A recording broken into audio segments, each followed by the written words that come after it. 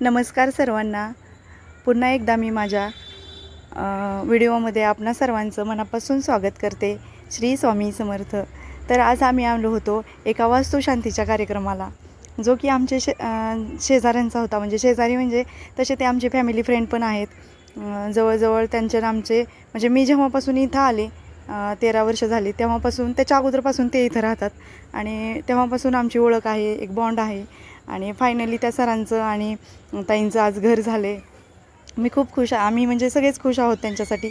कारण जेव्हा आपण शहरात येतो आणि आपल्या अस्तित्वाची लढाई आपण लढत असतो आणि पहिलं तर स्वप्न आपलं हेच असतं की आपण एका शहरात आलो तर आपलं स्वतःचं घर व्हावं, जे की आपल्याला नंतर मुलांच्या जबाबदाऱ्या, शिक्षण हे झाल्यावर परत शक्य होत नाही आणि ते जेवढं लवकर होईल तेवढं चांगलं वाटतं.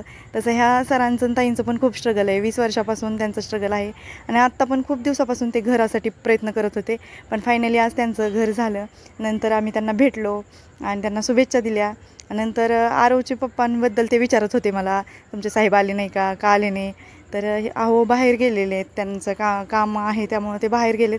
त्यामुळं मी आणि आरव आलो आणि त्यांना शुभेच्छा दिल्या. नंतर ही छोटी आहे ते हिंदवी आहे आणि त्या माझ्यासोबत आहेत त्या दुसऱ्या ताई, त्या पण आमच्या म्हणजे आमचं पण फॅमिली फ्रेंडच आहे, आम्ही शेजारीच आहे. आणि ती हिंदू आहे ती आरवची फ्रेंड आहे आणि त्या म्हणजे आणि ते हिंदूचे पप्पा जे दादा आहेत ते आरवच्या पप्पाचे फ्रेंड आहेत. असं असं आमचं बॉन्डिंग आहे. आम्ही पण शेजारी आहे आणि त्या ज्यांची वास्तुशांती आहे त्या सरांचं आणि ताईंचं खूप खूप मनापासून स्वागत. आम्ही त्यांच्यासाठी खूप खुश आहे. कारण आपण जेव्हा घर घेत असतो आपलं स्वतःचं, तेव्हा किती स्ट्रगल करावं लागतं आणि त्याच्यासाठी काय काय करावं लागतं हे मला माहीत आहे. आणि फायनली त्यांचं घर झालं आहे. अधिक महिना समोर आहे त्याच्यामुळं त्यांनी लवकरच घराचं वास्तुपूजन करून घेतलं आणि फायनली ते त्यांच्या स्वतःच्या घरात शिफ्ट झाले. त्यांचं म्हणजे स्वतःची वास्तू असणं फार गरजेचं आहे. जे की आपण आपली जी कामं करतो घरात, पॉझिटिव्ह असतील निगेटिव्ह असो, तर आपलं कोण कोण पाहत नसलं तर आपली जी वास्तू असते ती आपल्याला पाहत असते. त्या आपल्या कामांची साक्षीदार ती वास्तू असते. म्हणून त्या वास्तूचं खूप महत्त्व आहे.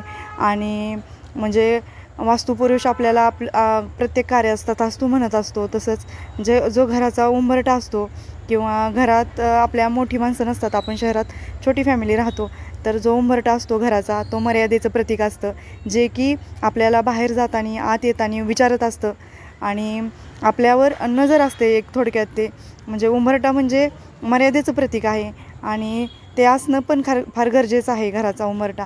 आणि असं त्यांचं घर आहे बघा, छान असं घर आहे त्यांचं आणि त्यांची स्वप्नपूर्ती झालेली आहे आणि त्यांच्या पुढच्या फ्युचरसाठी खूप खूप शुभेच्छा.